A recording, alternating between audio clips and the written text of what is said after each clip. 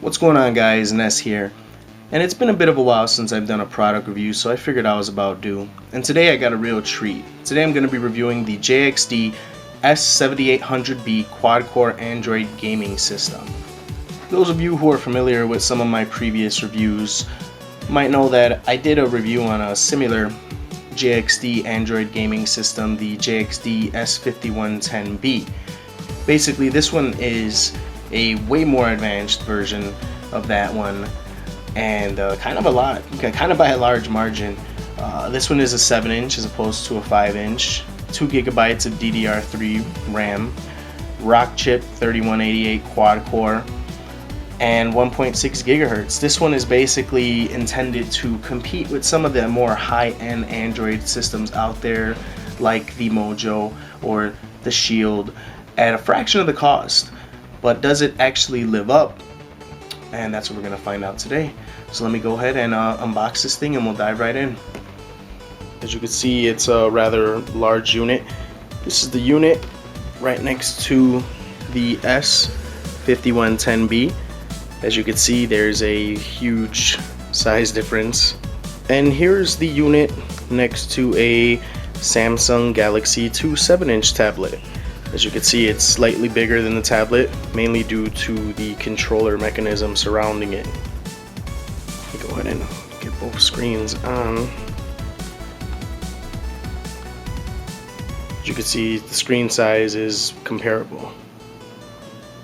Here's a look at the console itself. As you can see, it's got the 2 analog sticks right there. It's got a front-facing camera, a fully functional directional pad. You have a home button and a control pad button. You also have your 4 face buttons. You have a back, applications, start, select, and on the top you have a L1, L2, R1, R2. You also have an HDMI port. This thing does connect to a high definition TV for HDMI output, your headphone jack, your charger port, and your micro USB port. Also on this end of it, you have a micro SD card slot. The system itself has all the usual Android trimmings. You have full access to Play Store, various apps, various pre-installed apps. As you can see, the screen as I'm sliding back and forth is nice and buttery. Very, very nice, very smooth, very nice screen. And I'm not gonna sit here and humor you with all the little things that it can do, various things that you know the Android platform is capable of, especially what I demonstrated with the JXD S5110b. But what I am gonna do is I'm gonna showcase some of the features that this one has that you can't see just anywhere. And for starters, I'll start with the GameX application, which is vastly more updated than the one that was on the S5110. You have basically thousands of games, apps, emulators, ROMs that are all optimized to work perfectly on this system, which is very, very nice. They all have pre-installed control drives and whatnot, so no fidgeting through. They're just basically all preset to work perfect on this machine. But I know what you guys are thinking. What kind of games could it run? So let's dive right in and get right into that. Alright, now that I switched somewhere that has much better lighting, maybe you guys could get a better look at this machine right here. What it's doing right now is running CPS3 emulation, something that the S5110b had a hard time doing. This thing actually does it very, very well. I'm playing Street Fighter 3 right now.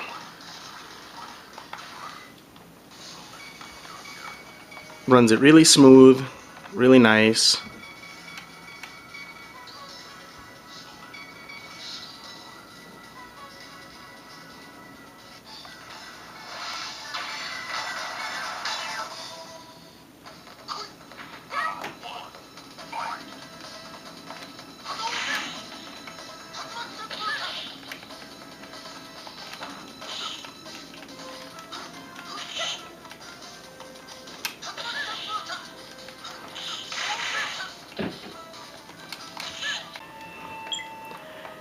Here's another game that I got to run really smooth on the system. This is Star Wars Jedi Outcast. I really enjoyed this game when it first came out. It's nice to be able to replay it again on a handheld device.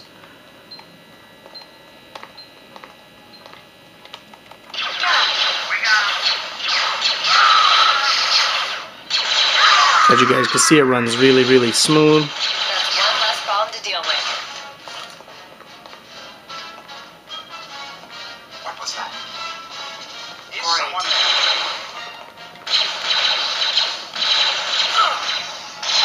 Here's Resident Evil 4 running very smoothly.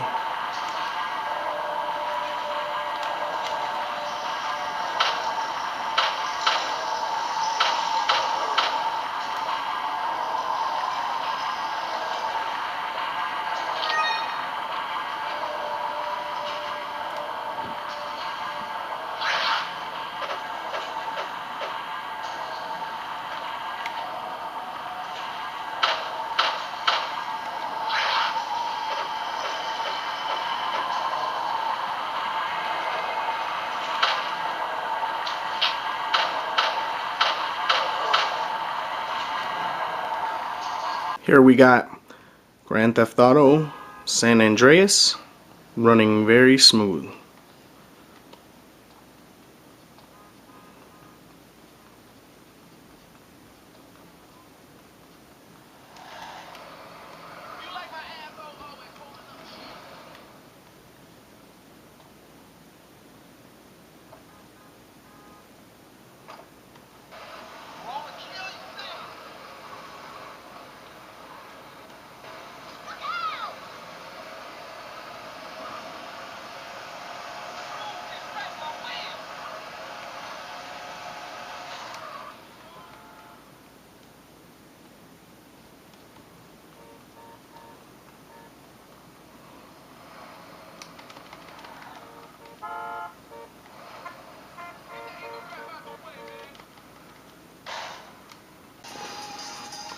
Here's a game that was pre-installed.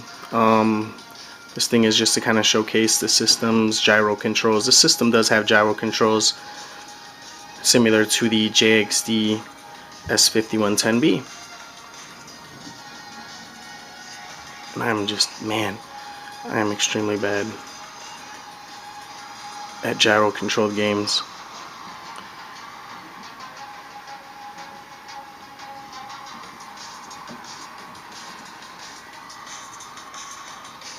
Well guys, that's pretty much it. That's the JXD S7800b. I'll probably do a later video, a follow-up video to showcase some of the system's other features, because the thing has a ton of features. I mean, we'd probably be here for 30 minutes or so if I showcased it all. The system is not without its faults. It's not without its own set of issues. I encountered some compatibility issues. It seems like they really want you to rely heavily on the GameX application and don't really want you to go ahead and download things off the Play Store. I noticed that the list of games that were compatible off the Play Store were greater with the S5110B than were with this one. However, the GameX is vastly improved on here, and you have a lot more apps at your disposal. So it's kind of, I guess, give and take. Another thing I was greatly disappointed with was the biggest issue I had with the S5110B was its short-range Wi-Fi antenna. I was really hoping they fixed that with this, but that's not the case. The Wi-Fi antenna range is very short. You really kind of have to be very close to your wireless router in order to pick up a decent signal to download anything. Overall, I think that if you're an emulation enthusiast like myself, and you kind of just want to play retro games, I think something like the S5110B is ideal for you, is perfect for you. And it's, you know, costs a lot less. I think you could find those now for about less than $100 US. But if you want the full Android experience and you don't want to pocket out a ton of cash for something like the Shield or the Mojo, this is a very good alternative. So once again, it's kind of your preference. I hope you guys enjoyed. Till next time, this is Ness, signing out.